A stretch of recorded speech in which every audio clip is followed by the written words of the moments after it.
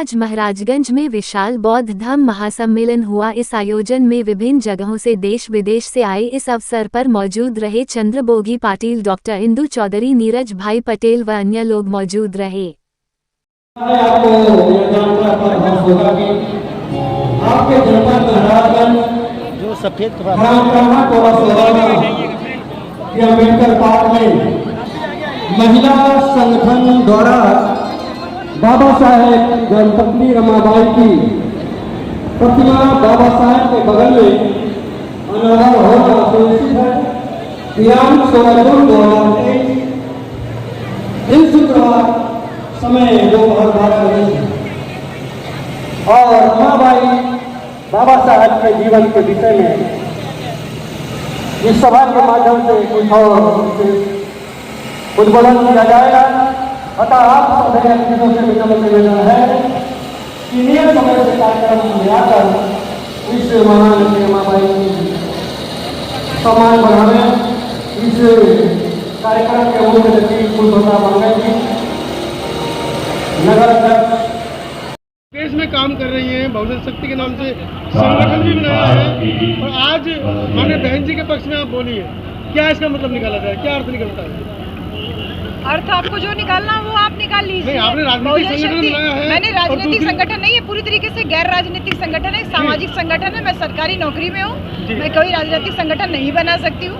अपनी सीमाएं, अपने दायरे हैं मेरे। तो जब संगठन की ओपनिंग की थी तो उसके बाद लोगों की प्रतिक्रिया आई थी। हाँ, लोगों की क्या, लोग तो भैया फ्री है ना, बुद्ध को जब नहीं छोड़े तो मैं तो बहुत एक आम इंसान हूँ। प्रतिक्रिया देने का, देखिए बाबा साहब ने संविधान के द्वारा सबको बराबर अधिकार दिया है। कोई अपनी प्रतिक्रिया, अपना ओपिनियन बना सकता है। लेकिन मैं आपके चैनल के माध्यम से, मनोज अंतानी जी और जो हमारे तमाम साथी हैं, आप सबके चैनल के माध्यम से ये सीधे संदेश दे रही हूँ कि ये पूरी तरीके से बहुजन शक्ति एक गैर राजनीतिक, एक सामाजिक संगठन है जो साहब कांशीराम की विचारधारा को वापस स्थापित करने का प्रयास कर रहा है। और उसका लोगो भी हमने जो रखा है वो एक धम्मचक्र है, उसके ऊपर खड़ा हुआ हाथी है। हाथी का मतलब वही बहुजन समाज जो हाथी के समान विशाल है, जो साहब कांशीराम ने हमको बताया था। और धम्मचक्र का मतलब वही है कि शासन सत्ता आप हासिल करेंगे तो धम्मचक्र जो स्थिर हो गया है वो वापस चलायमान हो जाएगा। तो ये पूरी तरीके से साहब कांशीराम की विचारधारा को, जो उनका सामाजिक चिंतन है, उसको आगे बढ़ाने का प्रयास किया जा रहा है। ऐसा आप लोगों देख सकते हैं, ये लोगों पीछे चक्र है, उसके ऊपर ये खड़ा हुआ हाथी है। तो ये कहीं पे भी बहुजन विचारधारा के विरोध में नहीं है, बल्कि बहुजन विचारधारा को वापस स्थापित करने का 2024 में पुनः बहुजन सरकार लाने की अभी आपने लोगों से अपील की, अपने वक्तव्य में भी ऐसा कहा है। क्या एजेंडा लेकर जाएंगे आप लोग? एजेंडा तो बहुत अच्छा ही है, क्योंकि चारों तरफ हाहाकार मचा हुआ है। बुलडोजर पूरी तरीके से बेकाबू हो रखा है। बुलडोजर का तेल इस बहुजन समाज के वोट से ही जा रहा है। इस तेल को अगर आप खत्म कर देते हैं, अपना वोट देना बंद कर देते हैं, तो ये बुलडोजर जो बहुत शक्तिशाली है, ये अपने आप क्षीण हो जाएगा, इसकी शक्ति खत्म हो जाएगी। तो यही मैडम, टुकड़ों में बटी है, सैकड़ों पार्टियां आ गई हैं उत्तर प्रदेश के अंदर भी। जी, सैकड़ों पार्टियां तो आ गई हैं। सबका ईगो अपने साथ। अकेले तथागत बुद्ध थे, अकेले सम्राट अशोक थे, अकेले ज्योतिबा फूले थे, अकेले छत्रपति शाहू जी महाराज थे, अकेले बाबा साहब थे और अकेले साहब कांशीराम थे। और आज अकेले बहन जी हैं जो सबके ऊपर भारी है। क्योंकि बहुजन समाज का एक बड़ा तबका जो कैडराइज्ड है, जो कि किसी की बातों में बहलाने फुसलाने में नहीं आता है, वही टारगेट पे है और वही टारगेट भेदा नहीं जा रहा है। तो उसी में तमाम पार्टियों को बना करके उसको टारगेट किया जा रहा है, उसमें भेद पैदा किया जा रहा है। बहुजन शक्ति के माध्यम से हम उसी भेद को वापस खत्म करके गांव-गांव कैडर के माध्यम से उनको इकट्ठा करने का ही प्रयास कर रहे हैं। माननीय कांशीराम साहब द्वारा बनाए गए सैकड़ों जो नेता थे समाज के, उनको निकाल दिया गया है। उनका बहुत मतलब आरोप है कि मायावती अब मतलब समाज की नेता नहीं, वो दौलत की बेटी हो गई है। ये आरोप है उनके ऊपर। देखिए, बहन जी के ऊपर तो अब मैं यही कहूँ कि कुत्ते भौंकते हैं तो भौंकने दीजिए। बहन जी एक बड़ी हस्ती है। बहन जी ने जो त्याग किया है, अगर उतना 1% भी त्याग, इसमें से जितने आरोप लगाने वाले हैं 1% भी त्याग अगर कर दें तो उनके ऊपर उंगली उठाएं। आप अपनी बहन बेटियों को तैयार नहीं किया और आप अपने समाज की एक तैयार की हुई बहन बेटी के ऊपर आपको उंगली उठाने का कोई अधिकार नहीं है। अपने हिस्से की अलग जगाइए। बहन जी क्या करती हैं, क्या नहीं करती है, वो स्वयं में अपनी एक जिम्मेदार नेता है, एक परिपक्व नेता है, एक मैच्योर नेता है, बहुजन समाज की आइकॉन है, आयरन लेडी है। उनको कोई भी संदेश देना, कोई भी एडवाइस देना सूरज को दीपक दिखाने के बराबर है। आप अपने हिस्से का काम कीजिए, आपको किसी को सुझाव देने की जरूरत ही नहीं पड़ेगी। मैडम, बहुजन शक्ति बनाई है, सारी तमाम महिलाएं उसके अंदर आपने पदाधिकारी बना दिया। जी। पुरुष सारे आपने पीछे कर दिए। नहीं, पुरुष ये आरोप तो- लग रहा है कि आप तो मतलब पितृसत्तात्मकता को बिल्कुल खत्म कर देंगे। नहीं, पितृसत्तात्मकता को केवल आप ही खत्म कर सकते हैं, उसको हम नहीं खत्म कर सकते। हम महिलाएं चाहे भी तो पितृसत्तात्मक समाज को खत्म नहीं कर सकते, उसके लिए पुरुषों को ही सामने आना पड़ेगा। महिलाओं को आगे रखने के पीछे रीजन वही है कि साहब की जो वो क्रांति थी वहीं रुक गई। साहब ने अपनी पूरी जिंदगी की कमाई एक महिला को सौंप दी। आज मुझे ये लगता है कि वो महिला अकेले है, तो उसके लिए हमें एक बहुत सारा महिलाओं का अगर एक ग्रुप इकट्ठा होता है समाज में, एक कैडर तैयार करने के लिए, कैडर देने के लिए अगर तैयार होता है, तो इसमें बहुजन समाज का ही लाभ है। तो इसमें किसी तरीके से कोई आपत्ति नहीं होनी चाहिए, क्योंकि आदमी आदमी को समझा रहा है, आदमी औरत को समझा रहा है, तो औरत का पेन आदमी कैसे समझ सकता है? औरत तो आदमी तो वैसा ही है ना, कुएं के वर्ज पे खड़ा हुआ है, कुएं की दहलीज पे खड़ा हुआ है और सोच रहा है कि वो डूबने वाले के पेन को महसूस करने की कोशिश कर रहा है। और हम औरतें हैं जो कुएं के अंदर डूब रही हैं, तो हम बेहतर उसकी पेन को महसूस कर सकते हैं ना। तो औरतों को फ्रंट पे रखने का यही उद्देश्य है कि औरतों की बात औरतें अच्छे से समझ सकती आपने हैं। कई बार अपने वक्तव्य में कहा है कि इस और जवानी चलती है, उस और जमाना चलता है, लेकिन बहुजन समाज की जो जवानी है वो कहीं ना कहीं कैडराइज नहीं है। जैसे कि जी। नई नई आर्मी आजकल बन रही है, जी, वो सब वानर सेना की तरह इधर उधर फुदक रहे जी। हैं। कैसे उनको समझा पाएंगे आप लोग? बिल्कुल समझाएंगे। देखिए, ये एक पीढ़ी का काम नहीं है, हमारे महापुरुष लगातार काम करते रहे हैं, सदियों का काम है ये। और सदियों का काम एक व्यक्ति कोई ठीक से कर जाता है तो उसका असर दिखने लगता है। तो वैसे ही हम भी लगातार काम कर रहे हैं। वानर सेना हो, कोई भी सेना हो, कोई भी सेना बन जाए किसी भी तरीके से, अगर उसको महापुरुषों की विचारधारा एक बार समझ में आ जाती है तो वो आराम से उसको लात मार करके वापस अपने मिशन मूवमेंट की तरफ मुड़ जाता है। जैसा कि अभी फेसबुक पे भी मैं तमाम देख रही हूँ कि कभी मैं हिंदू था, कभी मैं आरएसएस में कार्य करता था, आज मैं नास्तिक नहीं हूँ, मैं बुद्धवादी हूँ। मैंने अपनी तो एक व्यक्ति की एक विचार कहीं से भी क्लिक कर जाता है तो वो उन तमाम 100 विचारों पे भारी पड़ जाता है। मैडम, आप तो खुद इस समय राजनीति का हिस्सा है, चेयरमैन है मैडम, चेयरमैन है और समाज का नेतृत्व कर रही हैं। इतना बड़ा आयोजन हुआ है आपके क्षेत्र में, क्या पहले तो अपनी वो बताइए कि क्या लगा है आपको, अपना अनुभव शेयर कीजिए हमारे साथ। मुझे बहुत अच्छा लगा, मुझे बहुत अच्छा लगा है। और मैडम ने जैसे कहा कि मतलब सबको, हम जो समाज जो बुलडोज़र है जिसकी बात हो रही है कि उस बुलडोज़र को उखाड़ फेंकना है, तो उसके लिए सबको एकजुट होना ही पड़ेगा। चाहे वो समाजवादी पार्टी हो, चाहे वो बहुजन समाज पार्टी हो, चाहे मैडम की संगठन जो मैम बना रही है उसका है, तो सारे लोग जब मिलकर कार्य करेंगे तभी ये बुलडोज़र को हटा पाए। मैडम, आपको नहीं लगता हिंदू राष्ट्र की परिकल्पना इस प्रदेश के मुख्यमंत्री चल रहे हैं और उन्हीं के गढ़ में आप एक सप्ताह में 2 बूथ सम्मेलन कर देते हैं, डर नहीं लगता? जी नहीं, डर किस बात का है? एक सप्ताह में 2 बूथ सम्मेलन और हजारों की संख्या में लोग आए हैं। संविधान है, उसमें डर किस बात का? नहीं, देखिए संविधान है और हमको विचार और अभिव्यक्ति की स्वतंत्रता मिली हुई है, अपनी बातों को रखने की भी स्वतंत्रता है, आपके सामने रख रहे हैं, तो उसमें कोई डर की कोई बात ही नहीं, क्यों डरूंगी भाई?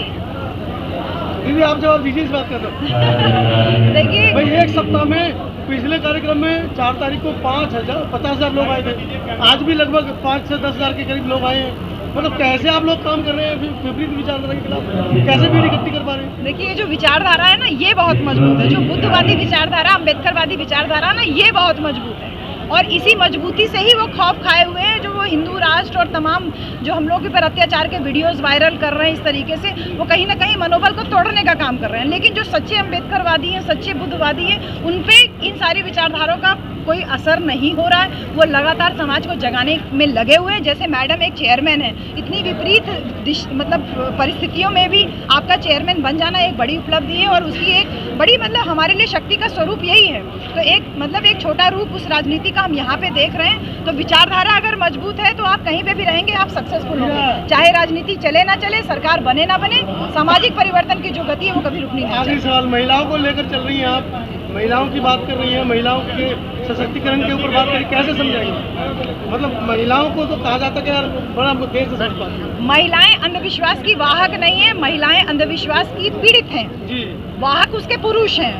क्योंकि पुरुष ही वो सामान खरीद के लाते हैं, अगरबत्ती, धूप बत्ती, केला, सेब, जो भी संतरा जो भी है, झाड़ फूक वाला सारा सामान ये पुरुष के पैसे से खरीद के आ रहा है। तो पुरुष वहाँ के, महिलाएं पीड़ित हैं। बस महिलाओं को पीड़ित होने का एहसास कराना है, गुलाम को गुलामी का एहसास कराना है। जागेगी तो परिवर्तन अपने आप। परिवारों में लड़ाई करवाएंगे आप? परिवारों में लड़ाई की बात ही नहीं है। जहाँ पे अभी देखिए वो हमारी जो इसके पहले मैडम के साथ में हाँ, सरवन पटेल सर की वाइफ साधना पटेल जी, उन्होंने सारे 30 त्यौहार छोड़ दिया। पटेल बिरादरी में होने के बावजूद अगर वो अपने अंदर इतनी क्रांति ला पाती हैं तो ये मेरा सम्मेलन में आना सफल हो जाता है। एक भी महिला परिवर्तित होने का मतलब है कि एक समाज परिवर्तित हो। दो बार मुख्यमंत्री जी आए थे। इतनी बड़ी सभा हुई है वो भी योगी के गढ़ में, जहाँ पर जो जिनको कहा जाता है कि वो हिंदू राष्ट्र के द्योतक हैं, कैसे टक्कर दे पा रहे हैं? देखिए, मैं उत्तर प्रदेश में, हाँ, सर्वप्रथम नमो बुद्धाय, जय भीम। मैं चंद्रबोधी पाटिल, राष्ट्रीय अध्यक्ष दी बुद्धिस्ट सोसाइटी ऑफ इंडिया। आपने जैसा कहा कि मुंबई छोड़कर आप उत्तर प्रदेश में आए, तो ये उत्तर प्रदेश में पहली बार नहीं है, ये मैं 6वीं बार आया हूँ। और आपने जैसा वो योगी जी की बात की कि उनका एरिया है और वहाँ पर आपने किया है। देखिए, हिंदू, वो तो उनका नारा है कि हिंदू राष्ट्र, लेकिन वो कभी भी यानी वो ख्वाब में भी नहीं सोच सकते कि वो हिंदू राष्ट्र बना सकते हैं। मेरा सवाल इतना था कि पूरे देश में जिस तरीके से उत्तर प्रदेश सरकार काम कर रही है या सेंटर की बीजेपी सरकार जिस राज्य में वो काम कर रही है, कहीं ना कहीं भंगरों को दबाने का काम चल रहा है। अभी 4 तारीख को गोरखपुर में 50,000 बौद्ध समाज के लोग एकत्र हुए, आज भी लगभग 10,000 के करीब इकट्ठा हुए। मैं वही पूछ रहा हूँ कि क्या डर नहीं लगता योगी जी से? बुलडोजर चला देंगे घर पे आके? खैर, महाराष्ट्र में आके तो बुलडोजर नहीं चला सकते, वहाँ पे नहीं, उनके इसमें भी उन्होंने क्या गलत किया उन्होंने? भाई, हम जो है, जब भगवान बुद्ध ने रोड अटका रहे हो आप, भगवान बुद्ध ने जो समानता का, बंधुता का, जो मैत्री का जो संदेश दिया, करुणा का संदेश दिया, उसी को तो ये भारतीय बौद्ध महासभा लोगों के बीच में यानी प्रचार प्रसार कर रही है ना। किसी धर्म के विरुद्ध तो हमने नहीं बोला। हमने बोला क्या? यहाँ पर किसी धर्म के विरुद्ध में हम कोई बात नहीं करते, हम तो अपनी बात करते हैं। एक मंत्री को दिल्ली में कुर्सी छोड़नी पड़ गई इसी धर्म की बात करने पर। वो एक अलग चीज है कि उनको कुर्सी छोड़नी पड़ी है। वो 1956 में, 1956 से लेकर अभी तक ये पहला आपका ये हादसा है कि भाई उसको ये, नहीं तो जब भी यानी दीक्षा समारोह होता, पूरे भारत में होता है, 22 प्रतिज्ञा के सिवा दीक्षा समारोह संपन्न हो ही नहीं सकता। और हम करते आ रहे जगह जगह, यानी ये तो किसी ने यानी उसमें ऑब्जेक्शन लिया, क्योंकि बाबा साहब के समय, और आपको विदित होगा, दीक्षा भूमि पर 22 प्रतिज्ञा लिखी हुई है। वहाँ पर प्राइम मिनिस्टर से लेकर जितने भी RSS के लोग हैं, वो सब दीक्षा भूमि पे कभी भेंट देने जाते हैं, वहाँ पर वो देखते हैं, किसी का विरोध नहीं है। अब यहाँ पे दिल्ली में क्यों विरोध हुआ, कैसा हुआ, वो तो वही जाने हैं। लेकिन आज भी जहाँ पर भी हमारा दीक्षा समारोह होता है, हमने तो मध्य प्रदेश में जब मैं रहता था, बीजेपी की शासन थी, वहाँ पर 50,000 लोगों को हमने दीक्षित किया था, तो वहाँ पे किसी ने ऑब्जेक्शन नहीं लिया। तो ये कोई बात नहीं है, क्योंकि मैंने बोला ना कि ये बाबा साहब ने दिया हुआ ये 22 प्रतिज्ञा है, और वो बाबा साहब का आदेश है। और जो अम्बेडकर अनुयायी है, बौद्ध अनुयायी है, उनको आदेश का पालन करना है। हम पालन कर रहे हैं, हम कौन सी नई बात कर रहे हैं? जो बाबा साहब ने बोला वही बात कर रहे हैं, समझ रहे ना हमको भाई। और उसमें किसी को बंधन नहीं है, हम किसी को प्रेरित नहीं कर रहे।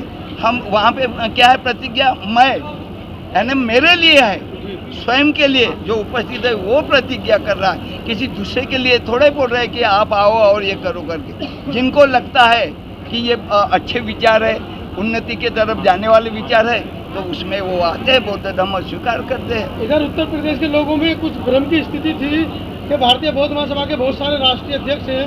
अभी आपने अपनी चर्चा में भी कहा, जो आपने अपना वक्तव्य रखा, कि हमने लोगों को कुछ को मिला लिया है, कुछ रह गए हैं। तो क्या मामला वो देखिए, दर्शकों को बताइए।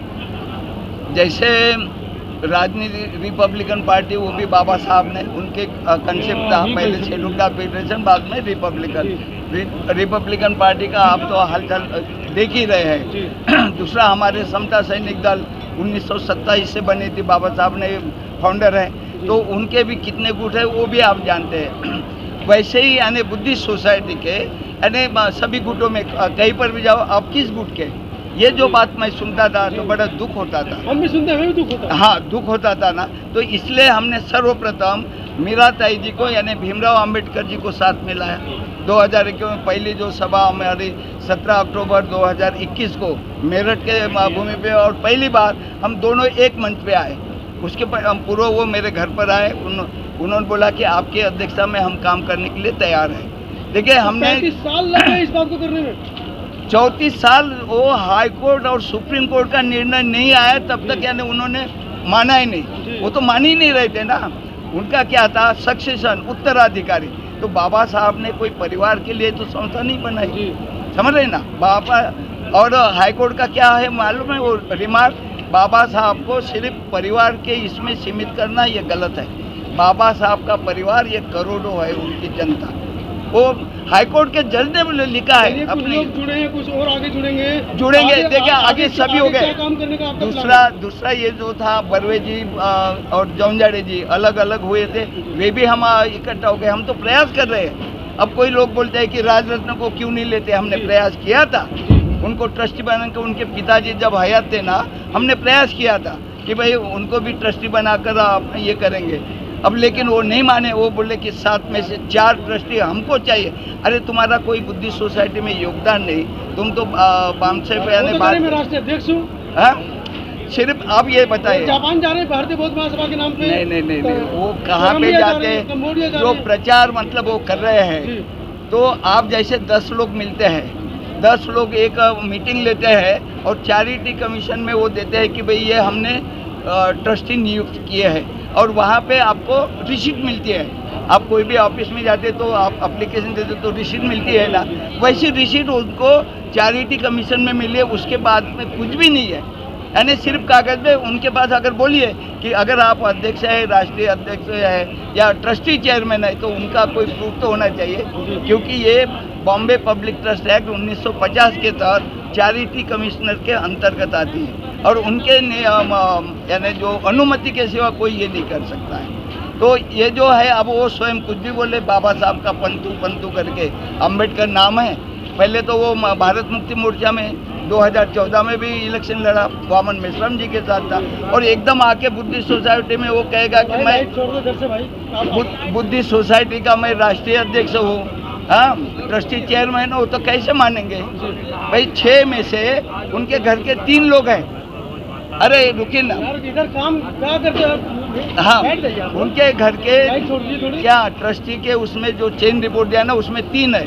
एक राजरत्न, उनका भाई वो कौन सा संदेश अम्बेडकर, और उसकी माता अशोक अम्बेडकर जी का निधन हुआ ना, तो उसकी माता मतलब अश्विनी। एक ही घर के मतलब 3 लोग। तो ये क्या ऑल इंडिया की संस्था हो सकती है? और 3 यानी मुंबई के। तो वही तो मैं कह रहा हूँ ना, तो ये कोई परिवार की तो संस्था है नहीं ना। परिवार की बोल के तो ये 34 साल कोर्ट कचहरी में रहे। जब हाई कोर्ट, सुप्रीम कोर्ट ने माना कि भाई परिवार की ये संस्था नहीं है, जनता की है, तो ये परिवार लेके क्यों बैठ रहे हैं? अब वो लोग भी है, अम्बेडकर नाम उनके पीछे दिखता है और कोई पूछता नहीं। ठीक है, बहुत बड़ी चर्चा है, घंटों लग जाएंगे आपसे बातें करने। तो हम चाहते हैं कि वो भी साथ में आ जाए। जी हाँ। सतीश जी, आप उत्तर प्रदेश अध्यक्ष हैं, और मेरे को सुनने में आया कि भीड़ दुगनी आने वाली थी। कुछ लोगों ने ऐसा प्लान बनाया कि आपका कार्यक्रम सफल ना हो, ऐसा भी कुछ व्हाट्सएप पे चल रहा था, उस पर क्या कहना चाहेंगे? अब जो दूषित मानसिकता का लोग है जी, वो अपना प्रचार कर रहे थे। माननीय राष्ट्रीय अध्यक्ष के द्वारा जी जो प्रचारित कर रहे हैं वो निष्कासित हो चुके हैं, और फिर संस्था के कुछ लोगों द्वारा वो बनाए जा चुके हैं। उत्तर प्रदेश के 4 भाग बांट दिया गया, तो जबकि एथेंटिक नहीं है। अभी 10 दिन पहले राष्ट्रीय अध्यक्ष का पत्र मेरे पास आया, उसमें प्रदेश अध्यक्ष में मेरा नाम है, सूची आई है बाकायदे स्टेटों की, उसमें भी मेरा नाम है, पूरे भारत के। अब वो कुछ लोग दुष्प्रचार कर रहे हैं कि भीड़ कम हो। फिर भी आप देखेंगे कि जो मेरा टारगेट था, क्योंकि ठीक भीड़ था, हमको लगता कि 5,000 सफल हुई है, दिख रही है जी। भाई जितनी चेयर थी उतनी तो भर गई ना, ज्यादा भर गए खाली। हाँ, तो फिर जगह नहीं था, लोग इधर उधर घूम रहे थे। हम सम्मेलन है, हाँ, और ये सोसाइटी के नाम पे जो मतभेद है, इसका क्या जाएगा जनता पे? नहीं जाएगा। देखिए, जो लोग भ्रम फैला रहे हो रही है, नहीं, जो लोग भ्रम फैला रहे हैं जगह जगह, समझ रहे ना, कि भाई ये गुट वो गुट, ये जो बात कर रहे हैं, तो उसकी वास्तविकता के लिए ही तो हम लोग आए। हमने अपनी स्थिति बताई कि चैरिटी में क्या चल रहा है, क्या आज की वर्तमान स्थिति में कौन लीगल है। अब आप ये कहेंगे आप पर्सनल फायदे के लिए यहाँ पे कर रहे था ना, पर्सनल नहीं, उसमें मुझे क्या फायदा है? इसको जस्टिफाई कर रहे हैं ना सर आप? नहीं, मुझे नहीं, मुझे क्या फायदा है कि भाई ये करने का। हम ये कह रहे हैं कि जब मैंने भीमराव अंबेडकर जी को ट्रस्टी बनाया, अब उनके लोग बोलते हैं कि ये फर्जी यानी राष्ट्रीय अध्यक्ष है। अगर मैं फर्जी हूँ तो मेरी जो नियुक्ति है वो भी फर्जी हो जाएगी, तो भीमराव अंबेडकर कहाँ से ट्रस्टी हो जाएगा? ये जो अगर नियम की बात अगर करें तो आज तो उन्होंने मेरा नाम नहीं लिखना चाहिए राष्ट्रीय अध्यक्ष करके, वो राष्ट्रीय अध्यक्ष करके मेरा नाम भी लिखते हैं और इधर बोलते हैं कि भाई ये यानी राष्ट्रीय अध्यक्ष नहीं है, विरोध कर रहे। अब ये सोच तो उनकी है। देखिए, जितने व्यक्ति है उतनी सोच अलग अलग है, जिनको विरोध करना है और उनको हमने निष्कासित किया है। अब वो जो भी बकवास करे वो कोई ये नहीं, और उन्होंने जो अपील किया है लोगों को नहीं आने की, तो क्या असर हुआ? असर हुआ क्या? लोग तो आए हैं। मैं तो आएंगे वो तो जिनको आना है, क्योंकि एक माह से ये लगातार प्रयास कर रहे हैं। पिछले 30 अप्रैल को ये कार्यक्रम होना था, लेकिन चुनाव की वजह से स्थगित हुआ, समझ रहे ना, नहीं तो ये 30 अप्रैल का था, तो 11 अप्रैल ये हो गया। तो उन्होंने अभी ये 4 तारीख को जो कार्यक्रम हुआ, आप बोलते हैं कि 50,000 थे, ठीक है, लेकिन वो बुद्धिस्ट सोसाइटी का कार्यक्रम नहीं था। बुद्धिस्ट सोसाइटी का वो सार्वजनिक कार्यक्रम था। आज के इस कार्यक्रम से क्या संदेश देने में कामयाब हुए? बिल्कुल हो गए। सभी भारतीय बौद्ध महासभा, चाहे वो दिल्ली प्रदेश की रजिस्टर्ड हो, अलीगढ़ की रजिस्टर्ड हो, आगरा की रजिस्टर्ड हो, उत्तर प्रदेश की रजिस्टर्ड हो, राजस्थान की रजिस्टर्ड हो, अब तो हरियाणा में भी रजिस्टर्ड हो गई है, क्या इन सबको एक छाते के नीचे ला पाएंगे? बिल्कुल आएंगे। देखिए, वो जो दिल्ली के जो लोग हैं, मैं जब भी जाता हूँ उनसे चर्चा होती है। और आपको एक बात बताऊँ कि जब हमारे जो चैरिटी ने मतलब ट्रस्टी को मान्यता दी थी 24 जुलाई 1981 को, तो श्रीमती मीराताई अंबेडकर जी ने भारतीय बौद्ध महासभा के नाम से अलग से रजिस्टर किया था, जिसका रजिस्टर नंबर 726 था, ठीक है ना। फिर ट्रस्टियों ने विरोध किया चैरिटी के बाद, और चैरिटी ने वो जो रजिस्टर नंबर था वो जब्त किया। क्यों जब्त किया? उनका ये था कि दी बुद्धिस्ट सोसाइटी ऑफ इंडिया जो बाबा साहब का है वो अंग्रेजी में बोला है, उसका हिंदी और मराठी जो अनुवाद है वो भारतीय बौद्ध महासभा है। जहाँ वहाँ आप देखेंगे भारतीय बौद्ध महासभा है, बुद्धिस्ट सोसाइटी के नाम से, यानी ये जो पोस्टर वगैरह ऐसे नहीं रहते। भाई देहात में कहाँ पे अंग्रेजी में आएंगे? भारतीय बौद्ध महासभा, तो ये एक ही है। और वो जब्त हो गई थी, तो इसी तरह कोई भी, चाहे उत्तर प्रदेश लिखे या दिल्ली प्रदेश लिखे, जो आप जो है ना अध्यक्ष क्या बने हुए हैं, उनसे भी मैंने बोला कि भाई अभी तो हम सबको मिलाने की बात कर रहे हैं, सबको मिलाने की बात कर रहे हैं। अगर आप उससे यानी अलग मत रखते हैं तो आज ना कल आप आपके विरुद्ध में मतलब कानूनी कार्रवाई कर सकते हैं, क्योंकि भारतीय बौद्ध महासभा के नाम से कहीं पर भी पूरे भारत में रजिस्टर नहीं हो सकता। वो तो चला रहे, समझ रहे ना। तो हम चाहते हैं कि सम विचार से आपसे बैठकर अगर ये चर्चा होती है और सब मिलते हैं, ठीक है ना, उनको जो पद चाहिए राष्ट्रीय अध्यक्ष, और हम कोई जिंदगी भर थोड़े रहेंगे, आज रहेंगे कल दूसरा बनेगा, दूसरा ट्रस्टी चेयरमैन बनेगा, ये तो परिवर्तन है ना, संविधान है वो तो, संविधान है। अभी हमने ट्रस्टी चेयरमैन का 2 साल का कार्यकाल रखा है, 2 साल में कई ये हो जाते हैं। अभी हमने 7 की जगह 17 ट्रस्टी बनाए हुए हैं और स्कीम भी बदलाई है काफ़ी। अभी ये 17 तारीख को हमारी ट्रस्टी की बैठक है नागपुर में, उसमें काफ़ी बहुत सारी चीज़ें जो है सामने आएगी और नई तरीके से हमने ये स्कीम पास करवाई है और उसी के अनुसार यानी सबको काम करना ही चाहिए, यानी बंधनकारक है ये, समझे। चलो, जितने पत्रकार